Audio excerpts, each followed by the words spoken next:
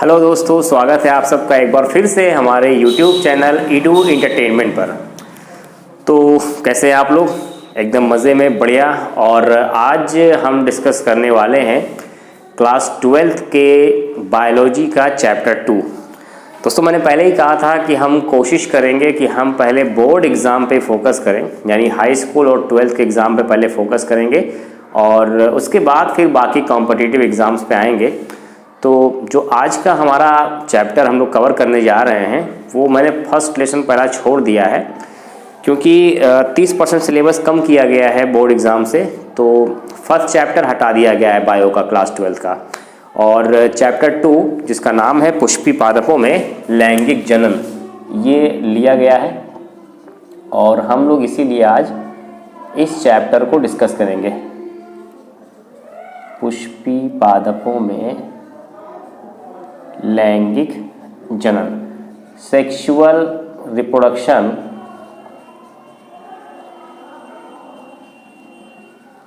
In flowering plants.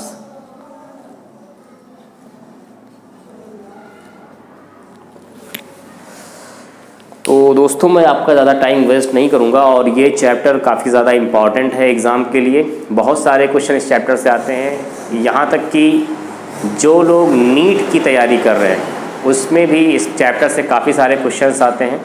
तो वो लोग भी ये चैप्टर देख सकते हैं जो लोग नीट की तैयारी कर रहे हैं, क्योंकि क्लास 12 की बायो है ये। और मैं ये तो नहीं कह रहा हूँ कि मैं पूरा सिलेबस कवर करने जा रहा हूँ नीट का, क्योंकि मेरा मेन फोकस अभी 12th पे है, तो हम फिलहाल उसको करेंगे। तो इसको शुरू करने से पहले दोस्तों मैं आपको कुछ इम्पॉर्टेंट चीज़ें बता दूँ जो हम लोग इस चैप्टर में करने वाले हैं, क्योंकि वो चीज़ें अगर हम पहले से ही समझ लेंगे तो आगे का टॉपिक हम लोग को बहुत ही अच्छे से समझ में आएगा। देखिए, यहाँ पर एक वर्ड लिखा हुआ है सेक्सुअल रिप्रोडक्शन। ये मार्कर मेरा चल नहीं रहा है, मैं दूसरा ले लूँ। Okay, sexual reproduction. तो वर्ड जो ये है रिप्रोडक्शन, जिसको हम लोग हिंदी में जनन कहते हैं, इसका मतलब क्या है? देखिए, जनन जो है ये पूरी तरह से एक बायोलॉजिकल प्रोसेस है, एक जीववैज्ञानिक प्रक्रिया है। और ये एक ऐसा प्रोसेस है जिसमें कोई भी ऑर्गेनिज्म, कोई भी जो जीव होता है वो अपने जैसे ही संतान को जन्म देता है। ठीक है, कोई भी जो ऑर्गेनिज्म है वो क्या करता है, वो जो है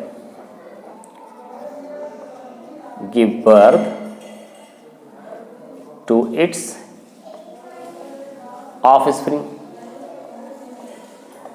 ठीक है, कोई भी जो जीव है,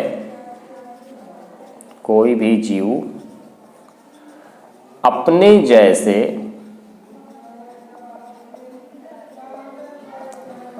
संतानों की उत्पत्ति करता है। तो इस प्रक्रिया को हम क्या कहते हैं? जनन कहते हैं। ठीक है, अब यहां पर रिप्रोडक्शन के आगे क्या लिखा हुआ है? Sexual reproduction. तो सेक्सुअल रिप्रोडक्शन और एक और वर्ड आपको मिलेगा एसेक्सुअल रिप्रोडक्शन। तो इन दोनों में आपको फर्क पहले क्लियर होना चाहिए, उसके बाद हम जानेंगे कि फ्लावरिंग जो प्लांट है इसके अंदर कैसे होता है सेक्सुअल रिप्रोडक्शन। तो मैं दो वर्ड यहां पे लिख देता हूं पहले, asexual and then sexual. Hindi में इसको कहते हैं अलैंगिक जनन और इसको बोलेंगे लैंगिक जनन। मैं ये थोड़ा सा वर्ड लिखता हूं, पूरा काफी बड़ा हो जा रहा है। रिप्रोडक्शन, अलैंगिक जनन और लैंगिक जनन। तो पौधों में क्या लैंगिक जनन होता है या अलैंगिक जनन होता है? तो पहले तो आप ये चीज क्लियर कर लीजिए कि प्लांट्स में दोनों तरह के जनन पाए जाते हैं, अलैंगिक भी पाया जाता है और लैंगिक भी पाया जाता है। अब दोनों में फर्क क्या है जरा देखिए यहाँ पर दोस्तों। एसेक्सुअल वर्ड लगा हुआ है, ए का मतलब क्या होता है? एब्सेंट, यानी अनुपस्थित होना। क्या अनुपस्थित होना? सेक्सुअल, यानी जिस तरह के जनन में लैंगिक जनन ना हो उसे अलैंगिक कहेंगे। तो ये तो वही बात हो गई कि भाई जो है जिस दूध से पनीर ना बने तो वो दूध से पनीर नहीं बनता है। तो ये मतलब एकदम कॉमन सी ऐसी जोक वाली बात हो गई। तो हम इसको और अच्छे से एक्सप्लेन करेंगे कि भाई किस तरह के जनन में सेक्सुअल जो है ये सेक्सुअल रिप्रोडक्शन कैसा होता है और एसेक्सुअल कैसा होता है। देखिए, एसेक्सुअल रिप्रोडक्शन करने के लिए केवल ओनली वन पेरेंट, ठीक है, केवल एक ही जनक शामिल होता है इसमें।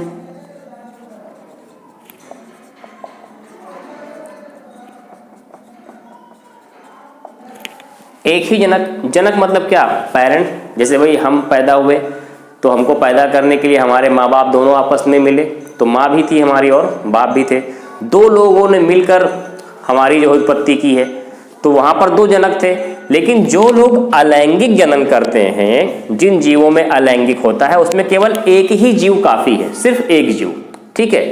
और सेक्सुअल में मैंने क्या बताया कि दो तरह के जीव होते हैं, दो तरह के जनक जो विपरीत लिंग वाले हों, ठीक है। टू पेरेंट इन्वॉल्व होंगे इसके अंदर, टू पेरेंट, दो पेरेंट इन्वॉल्व हो गए, और वो भी विथ, विपरीत लिंग का मतलब क्या है, अपोजिट सेक्स, यानी एक मेल और एक फीमेल। इसमें जरूरत नहीं होती है ना मेल की ना फीमेल की, बस एक बंदा हो और वो भी नर है या मादा ये कंफर्म नहीं है, बस एक ही जनक होना चाहिए। तो ये पहला अंतर हो गया। दूसरा अंतर क्या है, जो एसेक्सुअल रिप्रोडक्शन होगा उसके अंदर गैमेट्स का काम नहीं होता है, ठीक है। Does not have, it does not make gametes, और यहां पर फॉर्मेशन ऑफ गैमेट्स होगा। मैं भी बता रहा हूं कि गैमेट्स क्या होते हैं, बहुत ही इंपॉर्टेंट ये नाम है, आपको बहुत बार मिलेगा, ठीक है। जिसको हिंदी में कहते हैं युग्मकों का निर्माण नहीं होता,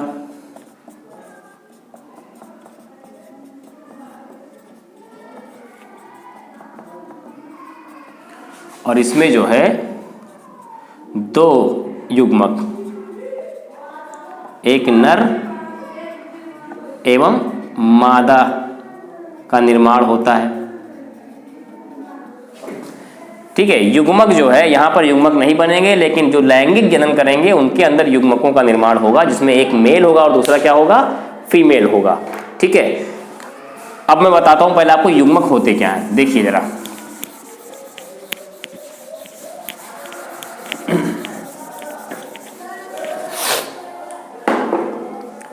युग्मक जो होते हैं बेसिकली,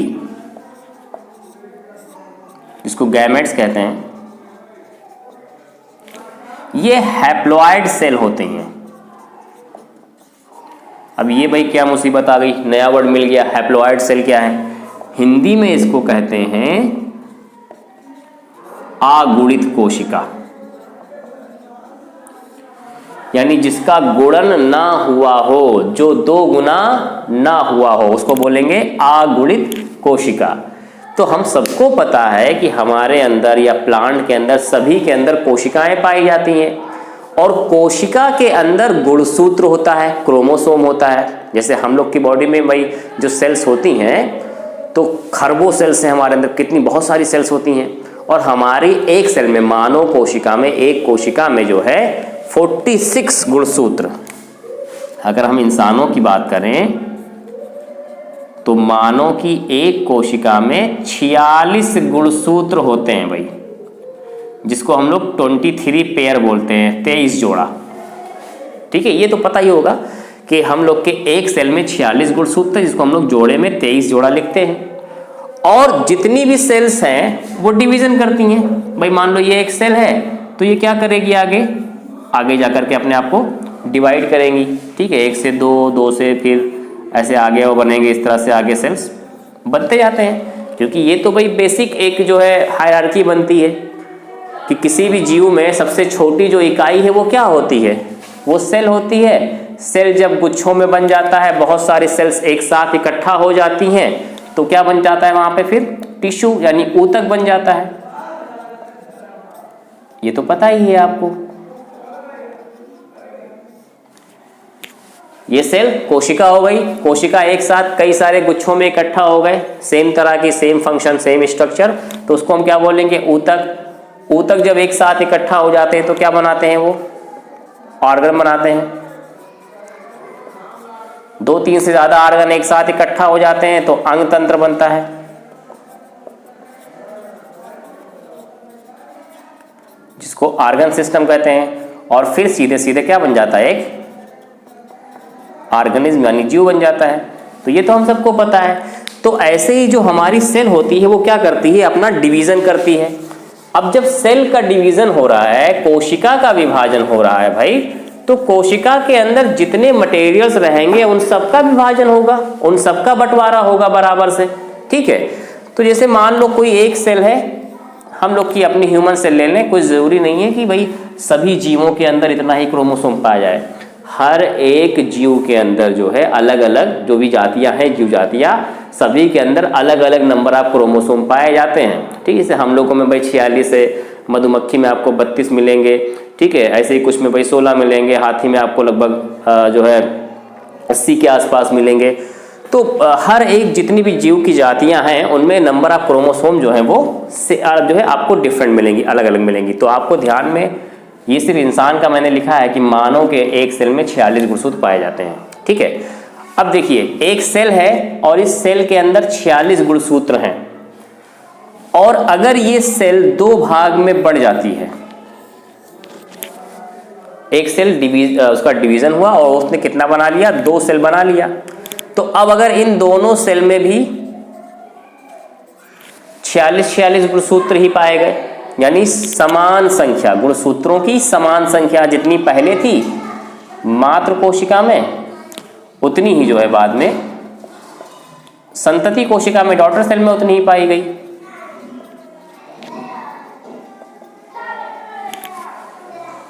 तो इसको क्या बोलेंगे फिर? इस तरह के विभाजन को हम बोलेंगे समसूत्री विभाजन, यानी माइटोसिस। तो दोस्तों, जैसे मैं अभी बता रहा था कि मान लीजिए एक सेल है और एक सेल ने अपने आप को 2 सेल में डिवाइड किया, तो इसको हम क्या कहेंगे? समसूत्री विभाजन। जैसे हमने ह्यूमन सेल का एग्जाम्पल लिया था, यहाँ पे मानव कोशिका का एग्जाम्पल लिया था, और एक मानव कोशिका में 46 गुणसूत्र होते हैं और इनसे 2 सेल बनी और दोनों सेल में कितनी कितनी है? 46। तो ये समसूत्री विभाजन कहलाया।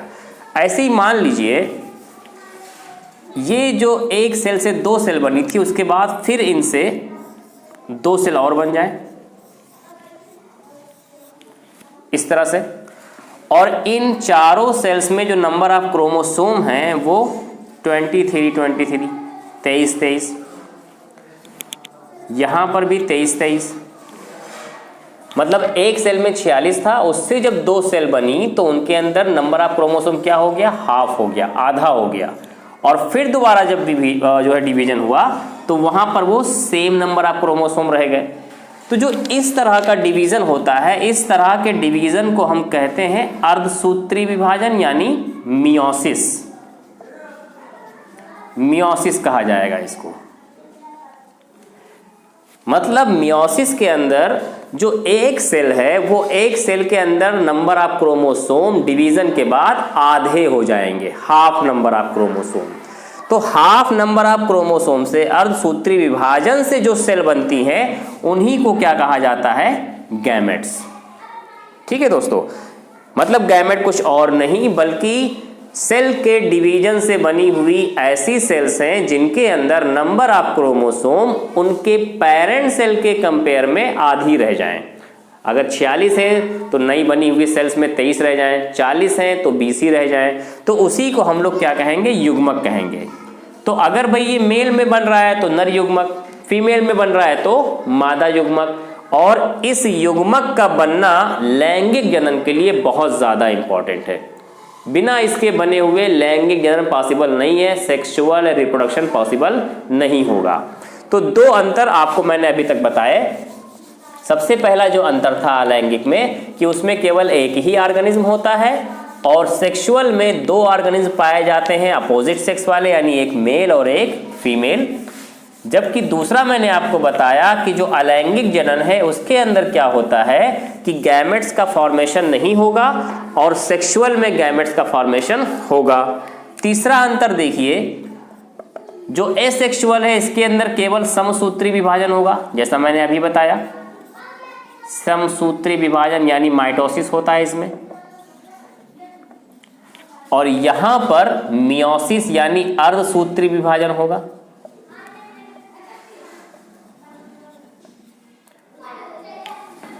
ठीक है, समसूत्री मैंने क्या बताया था आपको अभी कि एक सेल से 2 सेल बने और उन दोनों सेल में नंबर ऑफ क्रोमोसोम सेम रहे। जबकि मियोसिस में मैंने आपको क्या बताया, एक सेल से 4 सेल बनेंगी और उन चारों सेल में नंबर ऑफ क्रोमोसोम पहले सेल की आधी आधी रहेंगी।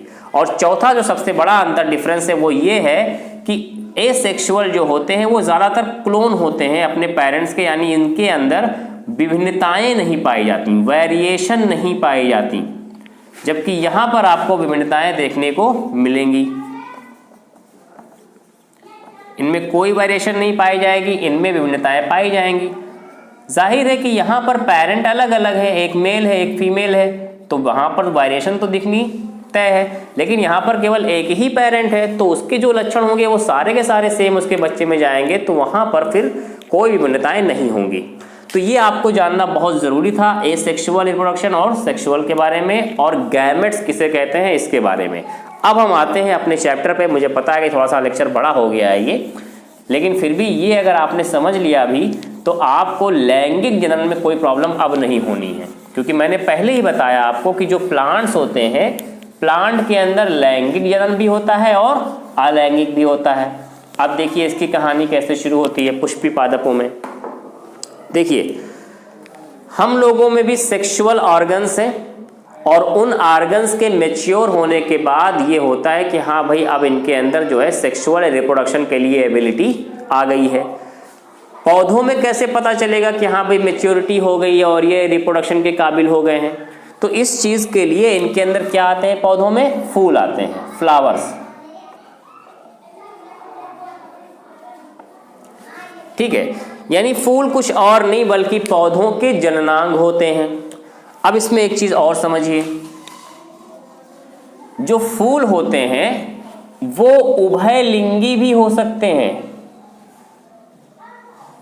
और एक लिंगी भी हो सकते हैं। ये भाई क्या है, अंग्रेजी में कहते हैं उभयलिंगी को बाइसेक्सुअल या हर्माफ्रोडाइट।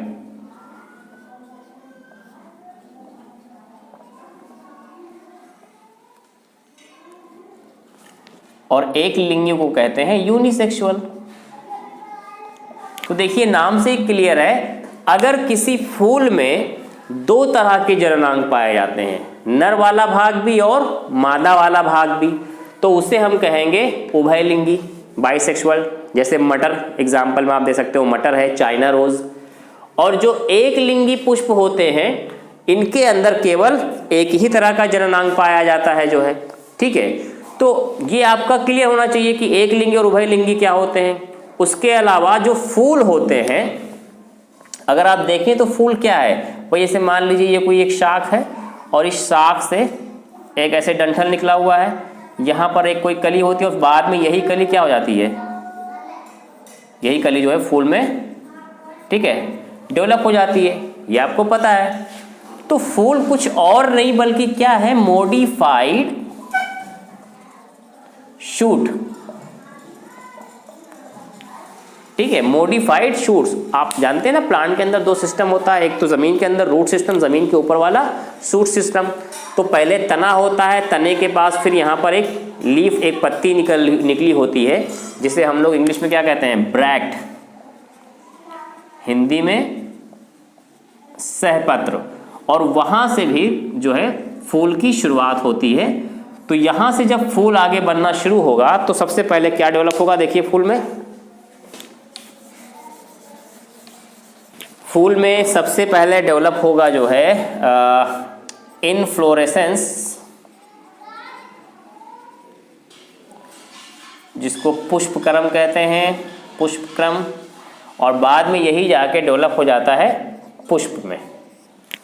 ठीक है, तो हम सीधे सीधे अभी आ जाएंगे कि फूल में कौन कौन से भाग होते हैं, ताकि हम इस लैंगिक जनन को डिस्कस कर सकें, क्योंकि ये सब बहुत बड़ा टॉपिक है। क्लास 11 में आपको, जब मैं क्लास 11 का लेक्चर अपलोड करूँगा तो मैं आपको बताऊँगा कि भाई क्या क्या चीज़ें और होती हैं, इन्फ्लोरेसेंस पुष्पक्रम क्या है, पुष्पाक्ष क्या है, बहुत सारा चीज़ें हैं, बहुत कम नहीं है, काफ़ी बड़ी चीज़ें इसके अंदर हैं, तो उसमें हम बताएंगे आपको। अभी पहले हम आपको बताते हैं कि पुष्प में मेनली कौन कौन से भाग होते हैं।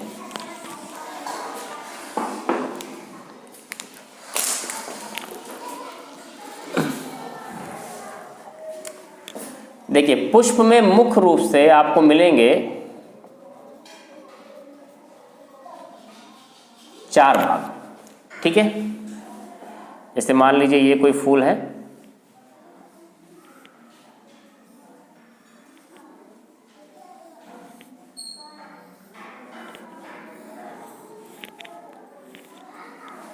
ठीक है, मान लीजिए ये कोई फूल है। अब इसमें आपको 4 भाग मिलेंगे। यहां पर कुछ आपको छोटी छोटी पत्तियां मिलेंगी इस जगह पर,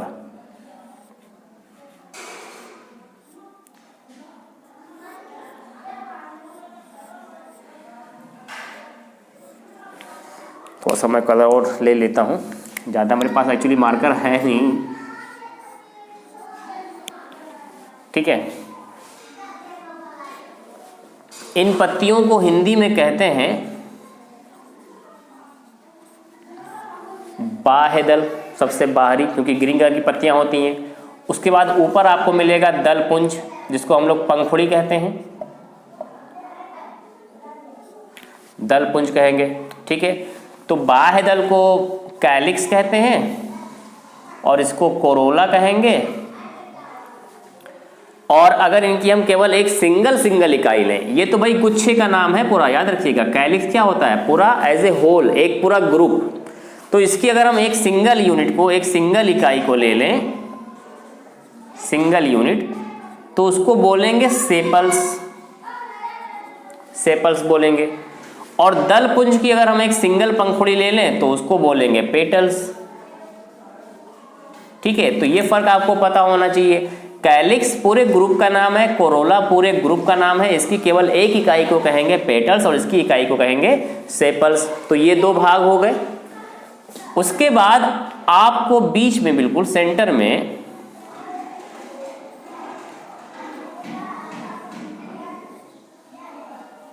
मैं थोड़ा सा और इसको बड़ा कर देता हूं। मान लीजिए ये पार्ट है बड़ा सा,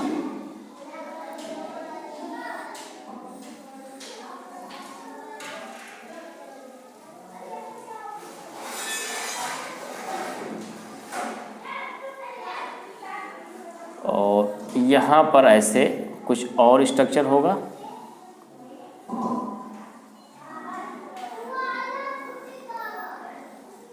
मेरी आर्ट बहुत अच्छी नहीं है, थोड़ी सी प्रैक्टिस छूट गई है।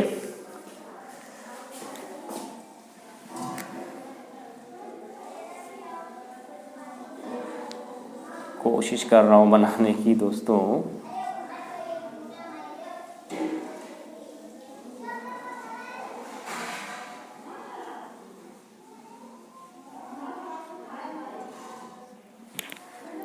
ठीक है, मान लीजिए इस तरह से आपके 2 स्ट्रक्चर और बने होते हैं।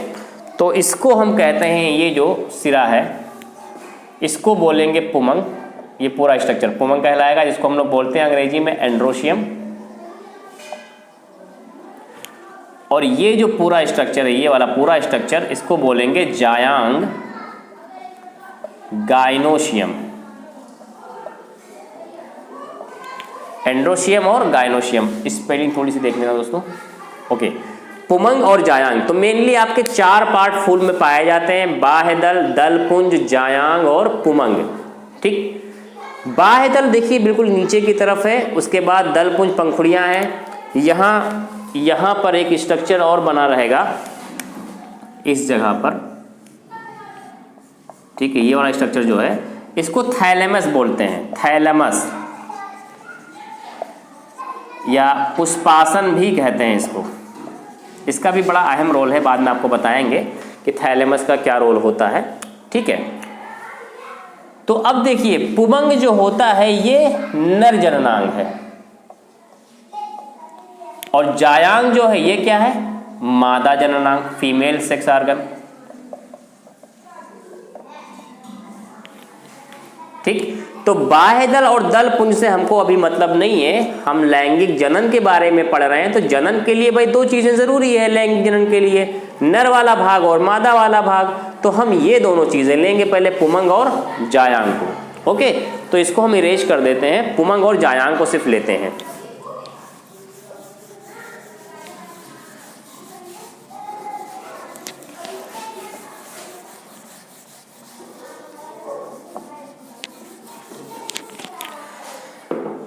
सबसे पहले हम बात करते हैं पुमंग की,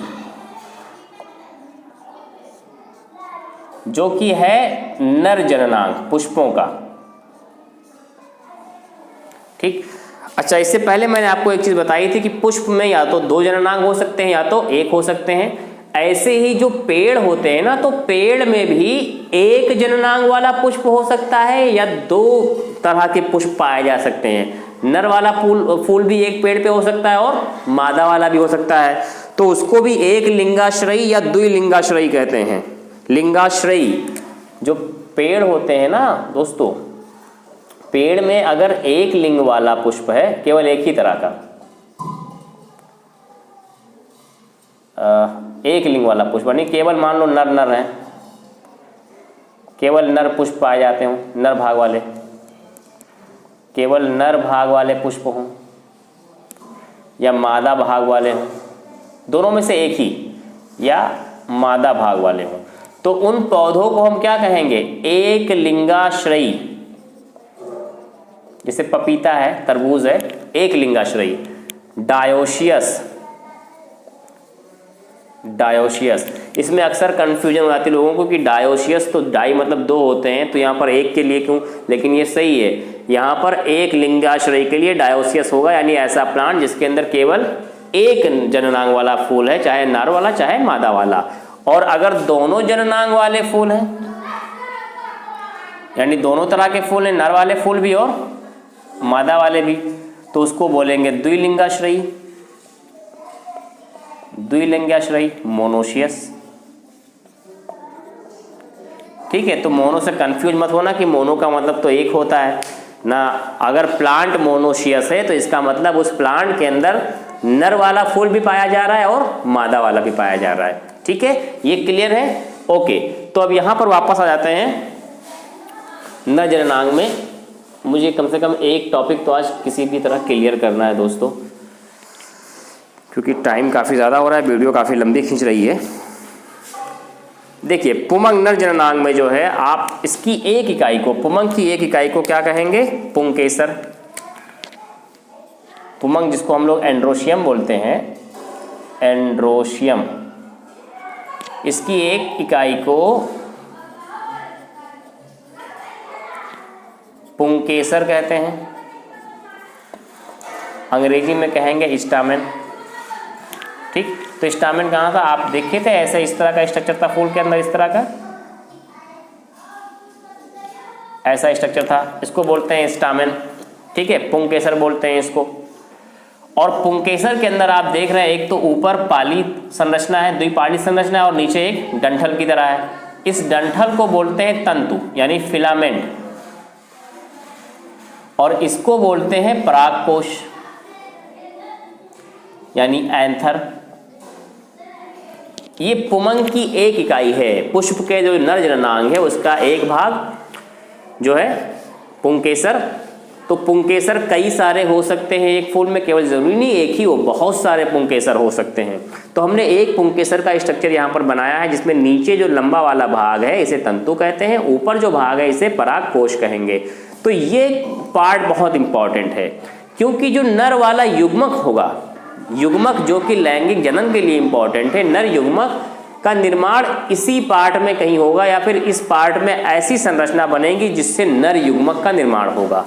तो परागकोश को जानना बहुत जरूरी है हम लोग को। ठीक है, तो हम लोग परागकोश के बारे में देखते हैं क्या क्या चीजें हैं।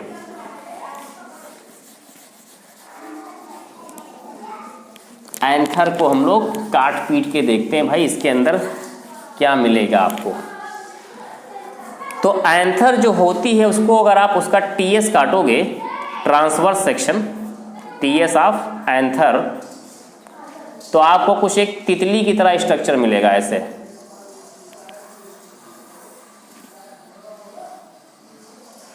कुछ इस तरह का आपको ये स्ट्रक्चर दिखेगा। द्विपालित शाखा होती है, जो इस तरह से कुछ था आपका, जो ऐसा था, ये वाला पार्ट ऐसा डंठल था। तो ये वाला जब आप काटोगे इस तरह से तो आपको ऐसा स्ट्रक्चर दिखेगा द्विपालित।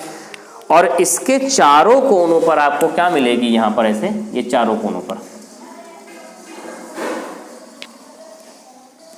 इसके दो नाम हैं। एक तो इसको कहते हैं लघु बीजाणुधानी,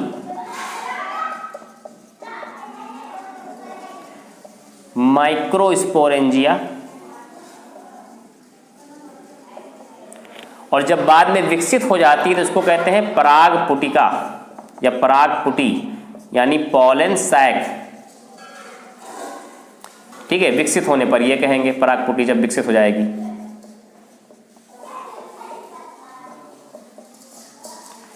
तो चारों कोनों पर इसके जो है परागपुटी पाई जाती है और ये बाइलोब्ड स्ट्रक्चर है, यानी द्विपालित। कैसी संरचना है ये? द्विपालित संरचना, दो पालियों में। देखिए, एक पाली एक पाली, या फिर ऐसे करो आप, एक इधर है और एक इधर है, द्विपालित संरचना है, बाइलोब्ड। ठीक है, चारों कोनों पर क्या है इसके? परागपुटी है, और इसी परागपुटी के अंदर क्या बनता है? परागकण। इसी के अंदर बनेगा परागकण, पॉलन ग्रेन्स। अब कैसे बनेगा ये अभी बता रहे हैं हम आपको। अब समझिए कि इसके और क्या क्या स्ट्रक्चर इसके अंदर इंपॉर्टेंट है।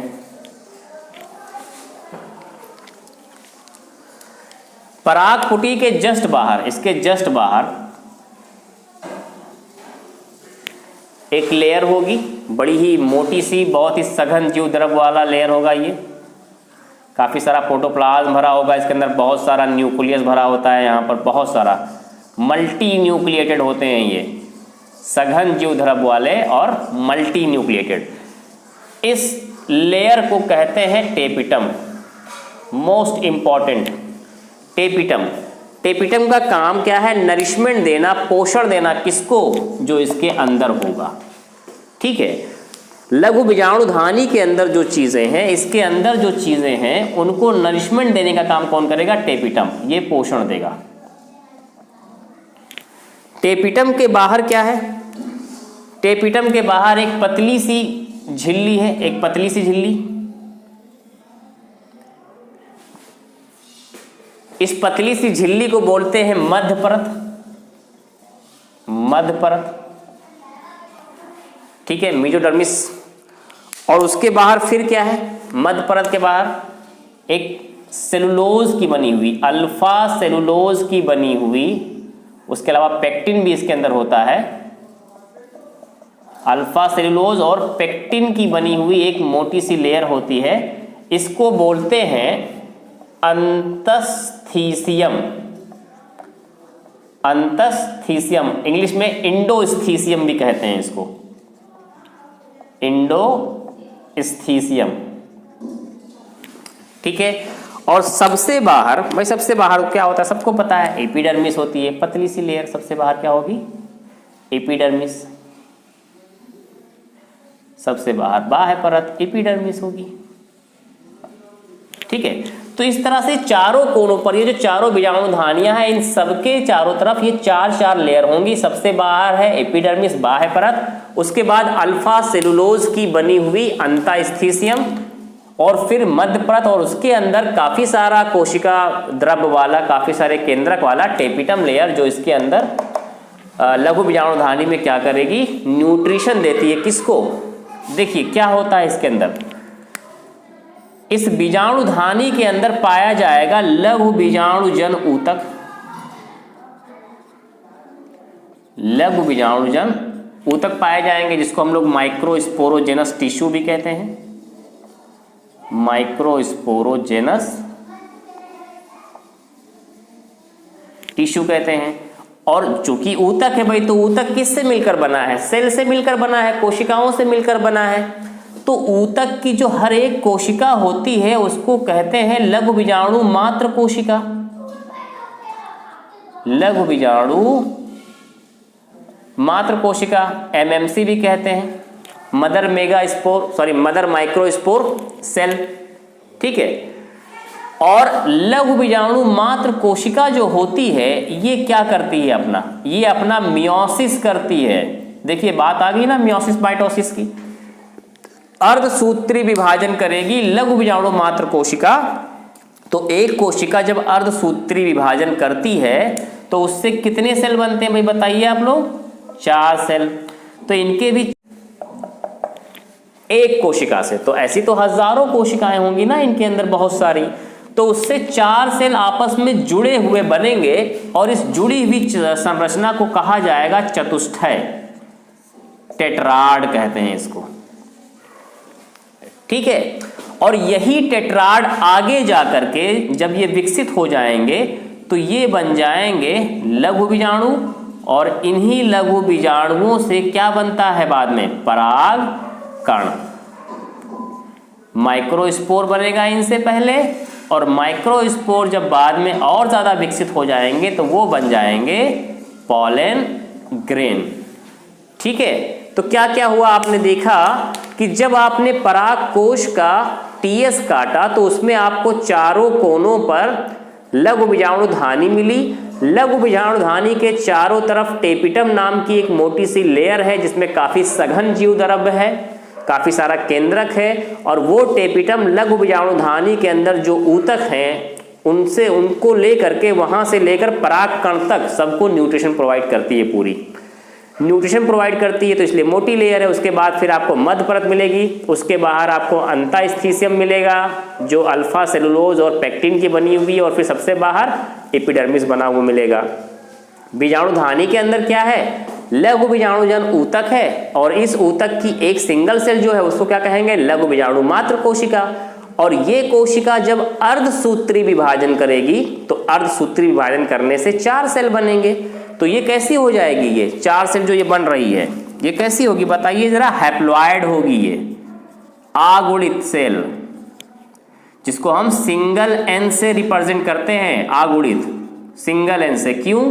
क्योंकि इसमें नंबर ऑफ क्रोमोसोम आधे हो गए। जितना क्रोमोसोम रहा होगा लघु बीजाणु मात्र कोशिका में उतने का इसमें आधा आधा आया होगा, इसीलिए इसको हम किससे करेंगे? सिंगल एन से। और अगर बराबर संख्या में क्रोमोसोम आते हैं तो उसको 2n से रिप्रेजेंट करते हैं, जिसको डिप्लॉयड सेल बोलते हैं। एग्जाम्पल याद कीजिए, एक सेल में अगर 46 है और उससे 46 बने तो ये दोनों डिप्लॉयड कहलाएंगे। द्विगुणित 2n से इसको रिप्रेजेंट करेंगे, द्विगुणित बोलेंगे इसको, द्विगुणित। और अगर 46 के बजाय एक से कितने बन गए? 4 सेल बन गए, और इन सब में 23 रहे सबके अंदर, तो इसको बोलेंगे आगुणित यानी हैप्लॉइड,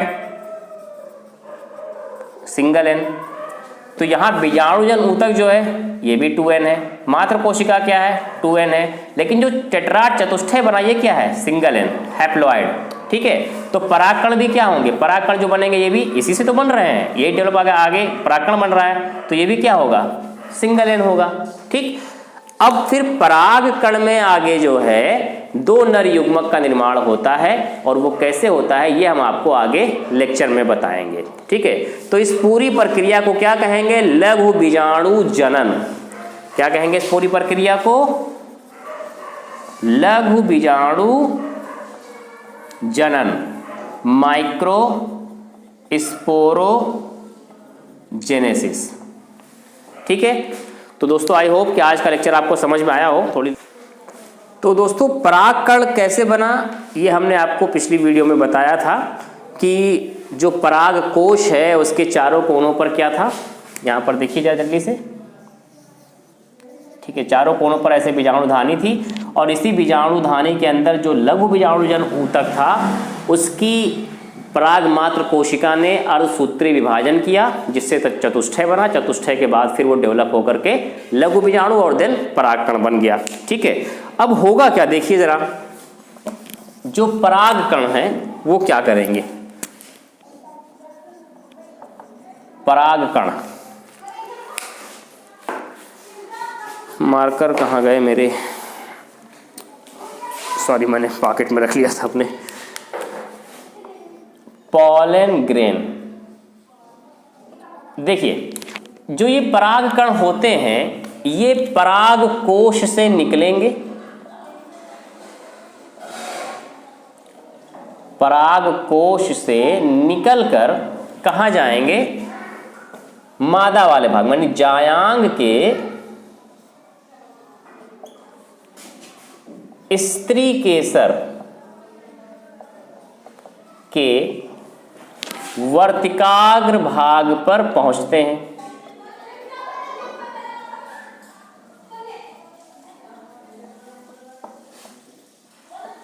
और इसे क्या कहते हैं, ये क्रिया परागण कहलाती है, पॉलिनेशन कहलाती है। यानी पराग कण निकले, ठीक है, पराग कण जो है यहां से निकले, ये पराग कोश था और ये था लघु बीजाणुधानी परागपुटी। लघु बीजाणुधानी से पराग कण जो थे वो बाहर निकले और कहां पहुंच गए, ये जो पार्ट था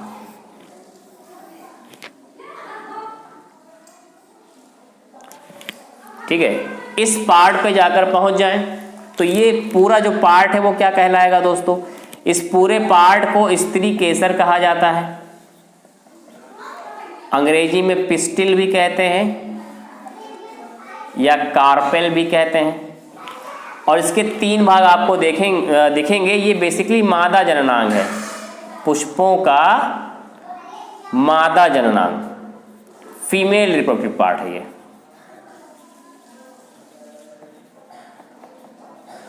ठीक है, तो स्त्री केसर में आपको 3 चीजें मिलेंगी। सबसे ऊपर वाला जो पार्ट होगा इसको वर्तिकाग्र कहते हैं, यानी स्टिग्मा। नली वाला जो पार्ट है इसको वर्तिका कहेंगे, यानी स्टाइल। और ये सबसे नीचे जो फूला हुआ सा भाग है इसको अंडाशय यानी ओवरी कहेंगे। तो पराग कण यहां से निकलेंगे और आ करके यहां पर बैठ जाएंगे वर्तिकाग्र पर। इसी क्रिया को हम क्या कहेंगे, परागण यानी पॉलिनेशन। ठीक है, पराग कणों का पराग कोश से निकलकर स्त्री केसर के वर्तिकाग्र पर पहुंचना परागण कहलाता है, जो 2 तरह से हो सकता है। या तो वो खुद निकल करके आ जाए जिसको स्वपरागण कहते हैं, या फिर किसी कीड़े मकोड़े के जरिए, जल के जरिए, वायु के जरिए या किसी और अन्य कारक के जरिए आ जाए तो उसको परपरागण कहेंगे। 2 तरह से, या तो खुद आ जाए स्वपरागण या फिर परपरागण, सेल्फ पॉलिनेशन और क्रॉस पॉलिनेशन। आपके एनसीईआरटी की बुक में 3 तरह का दिया हुआ है, स्वयुग्मन दिया हुआ है, परपरागण दिया हुआ है और एक और दिया हुआ है। ठीक है, उसको हम बताएंगे अभी आपको आगे। लेकिन अभी फिलहाल मैं परागकण पे फोकस कर रहा हूं कि परागकण होता क्या है। तो परागकण निकल के आता है और परागण करता है। जरा परागकण का स्ट्रक्चर आप लोग देख लीजिए कि परागकण कैसा होता है भाई।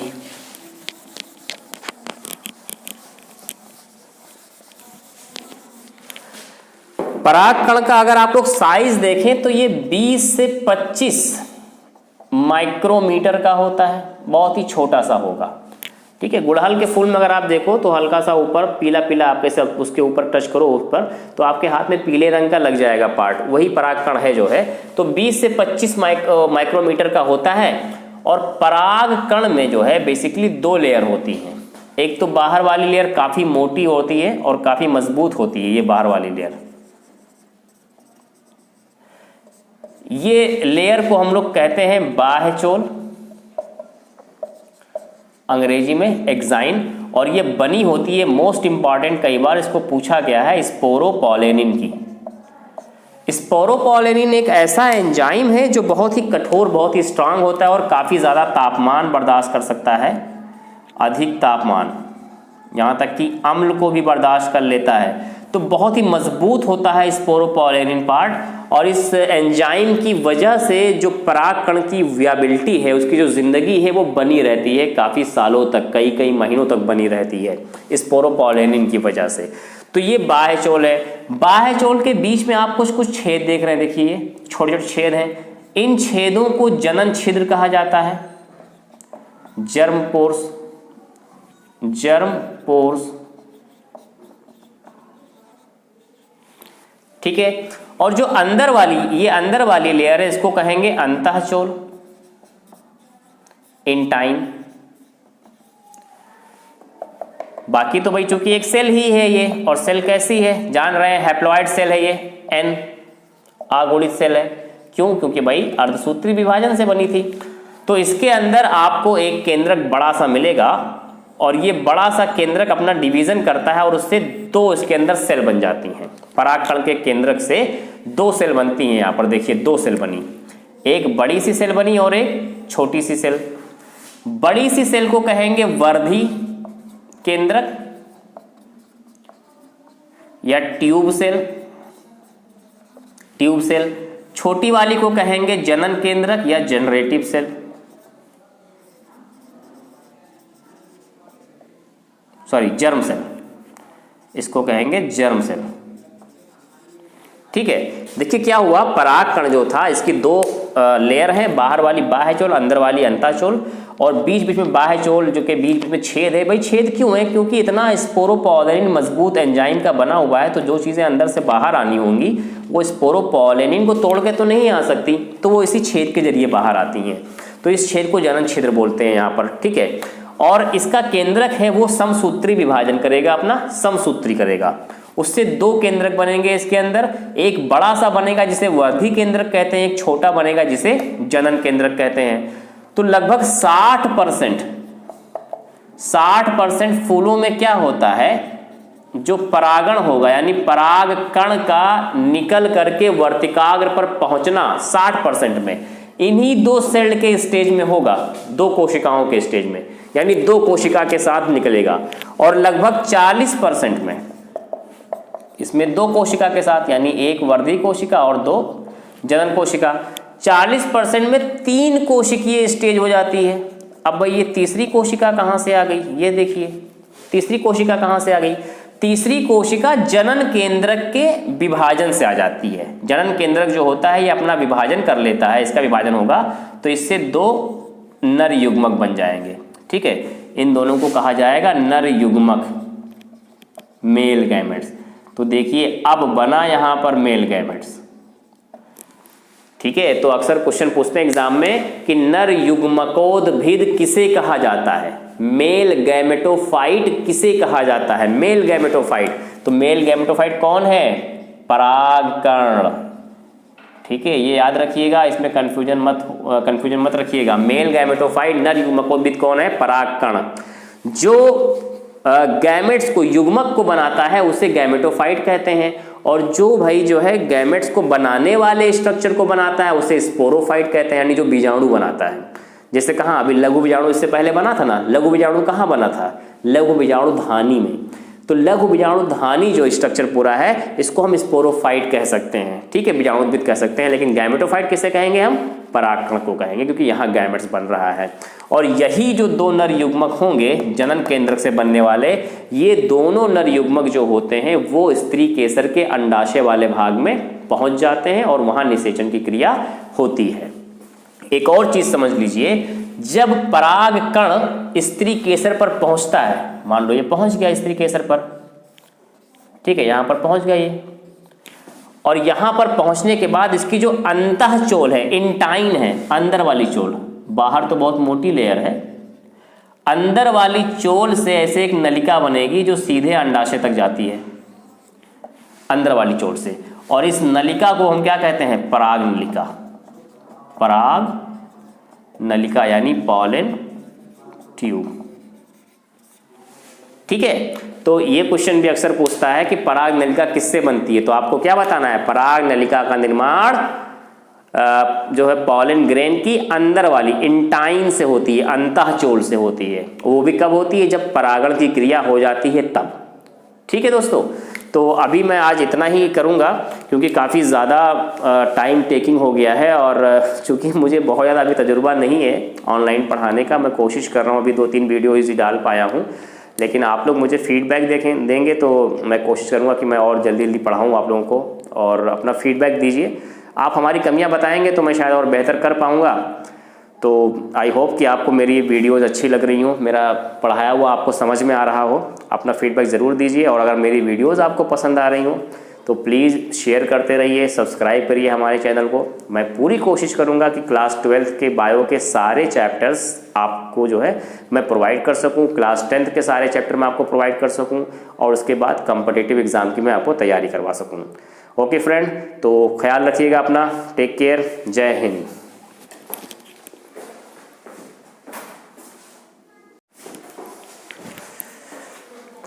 तो दोस्तों, परागकण कैसे बना ये हमने आपको पिछली वीडियो में बताया था कि जो पराग कोश है उसके चारों कोनों पर क्या था, यहाँ पर देखिए जरा जल्दी से,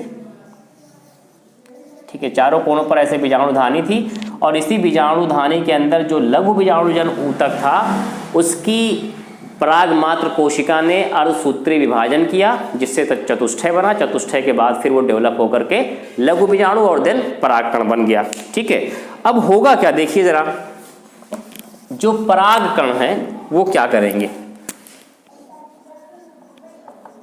परागकण, मार्कर कहाँ गए मेरे, सॉरी मैंने पॉकेट में रख लिया था अपने। पॉलन ग्रेन, देखिए जो ये परागकण होते हैं ये पराग कोश से निकलेंगे, पराग कोश से निकलकर कहाँ जाएंगे, मादा वाले भाग मानी जायांग के स्त्री केसर के वर्तिकाग्र भाग पर पहुंचते हैं।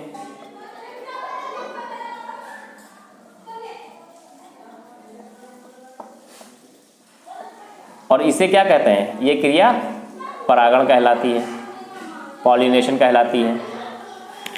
यानी परागकण निकले, ठीक है, परागकण जो है यहां से निकले,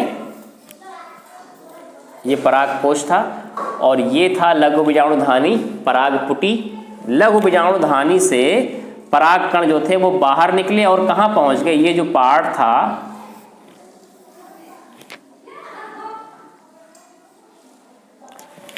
ठीक है, इस पार्ट पे जाकर पहुंच जाएं। तो ये पूरा जो पार्ट है वो क्या कहलाएगा दोस्तों, इस पूरे पार्ट को स्त्री केसर कहा जाता है,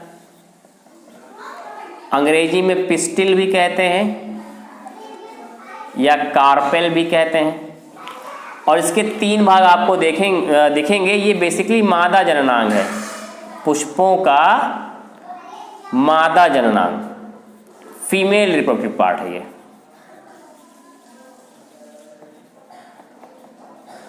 ठीक है, तो स्त्री केसर में आपको 3 चीजें मिलेंगी। सबसे ऊपर वाला जो पार्ट होगा इसको वर्तिकाग्र कहते हैं, यानी स्टिग्मा। नली वाला जो पार्ट है इसको वर्तिका कहेंगे, यानी स्टाइल। और ये सबसे नीचे जो फूला हुआ सा भाग है इसको अंडाशय यानी ओवरी कहेंगे। तो परागकण यहां से निकलेंगे और आ करके यहां पर बैठ जाएंगे वर्तिकाग्र पर। इसी क्रिया को हम क्या कहेंगे, परागण यानी पॉलिनेशन। ठीक है, परागकणों का परागकोश से निकलकर स्त्री केसर के वर्तिकाग्र पर पहुंचना परागण कहलाता है, जो 2 तरह से हो सकता है। या तो वो खुद निकल करके आ जाए जिसको स्वपरागण कहते हैं, या फिर किसी कीड़े मकोड़े के जरिए, जल के जरिए, वायु के जरिए या किसी और अन्य कारक के जरिए आ जाए तो उसको परपरागण कहेंगे। 2 तरह से, या तो खुद आ जाए स्वपरागण या फिर परपरागण, सेल्फ पॉलिनेशन और क्रॉस पॉलिनेशन। आपके एनसीईआरटी की बुक में 3 तरह का दिया हुआ है, स्वयुग्मन दिया हुआ है, परपरागण दिया हुआ है और एक और दिया हुआ है। ठीक है, उसको हम बताएंगे अभी आपको आगे, लेकिन अभी फिलहाल मैं परागकण पे फोकस कर रहा हूँ कि परागकण होता क्या है। तो परागकण निकल के आता है और परागण करता है। जरा परागकण का स्ट्रक्चर आप लोग देख लीजिए कि परागकण कैसा होता है भाई।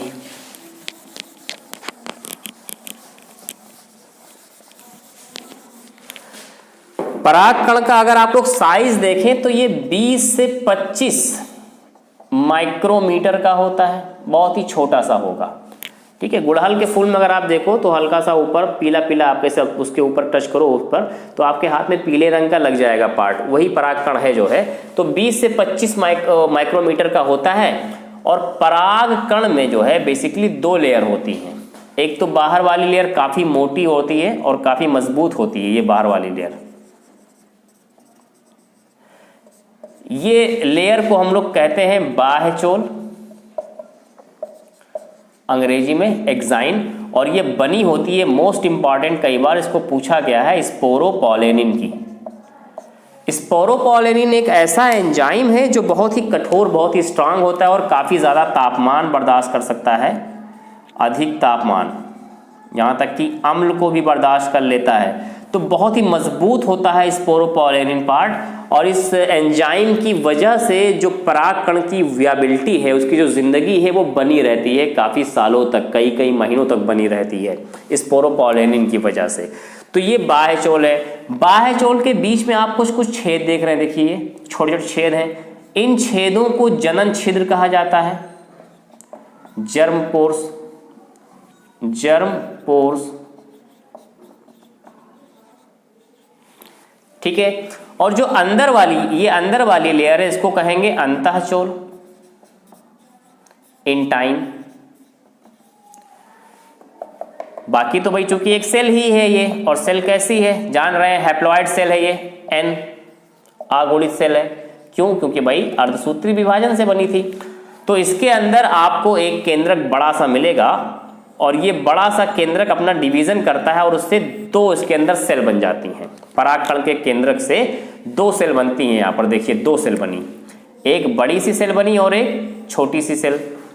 बड़ी सी सेल को कहेंगे वर्धी केंद्रक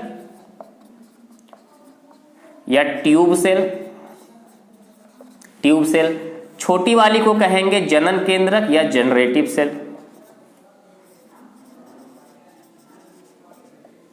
सॉरी, जर्म सेल, इसको कहेंगे जर्म सेल। ठीक है। देखिए क्या हुआ, परागकण जो था इसकी 2 लेयर है, बाहर वाली बाह्यचोल, अंदर वाली अंतःचोल। और बीच बीच में बाह्यचोल जो कि बीच में छेद है। भाई छेद क्यों है? क्योंकि इतना स्पोरोपोलेनिन मजबूत एंजाइम का बना हुआ है, तो जो चीज़ें अंदर से बाहर आनी होंगी वो स्पोरोपोलेनिन को तोड़ के तो नहीं आ सकती, तो वो इसी छेद के जरिए बाहर आती हैं। तो इस छेद को जनन छिद्र बोलते हैं यहाँ पर, ठीक है। और इसका केंद्रक है वो समसूत्री विभाजन करेगा, अपना समसूत्री करेगा। उससे 2 केंद्रक बनेंगे इसके अंदर, एक बड़ा सा बनेगा जिसे वर्धी केंद्रक कहते हैं, एक छोटा बनेगा जिसे जनन केंद्रक कहते हैं। तो लगभग 60% फूलों में क्या होता है, जो परागण होगा, यानी परागकण का निकल करके वर्तिकाग्र पर पहुंचना 60% में इन्हीं 2 सेल के स्टेज में होगा, 2 कोशिकाओं के स्टेज में, यानी 2 कोशिका के साथ निकलेगा। और लगभग 40% में इसमें 2 कोशिका के साथ, यानी 1 वर्धी कोशिका और 2 जनन कोशिका। 40% में 3 कोशिकीय स्टेज हो जाती है। अब भाई ये तीसरी कोशिका कहाँ से आ गई? ये देखिए तीसरी कोशिका कहाँ से आ गई। तीसरी कोशिका जनन केंद्रक के विभाजन से आ जाती है। जनन केंद्रक जो होता है ये अपना विभाजन कर लेता है, इसका विभाजन होगा तो इससे 2 नर युग्मक बन जाएंगे, ठीक है। इन दोनों को कहा जाएगा नर युग्मक, मेल गैमेट्स। तो देखिए अब बना यहां पर मेल गैमेट्स, ठीक है। तो अक्सर क्वेश्चन पूछते हैं एग्जाम में कि नर युग्मकोद्भिद किसे कहा जाता है, मेल गैमेटोफाइट किसे कहा जाता है, मेल गैमेटोफाइट। तो मेल गैमेटोफाइट कौन है? परागकण, ठीक है। ये याद रखिएगा, इसमें कंफ्यूजन मत रखिएगा। मेल गैमेटोफाइट नर युग्मकोद्भिद कौन है? परागकण।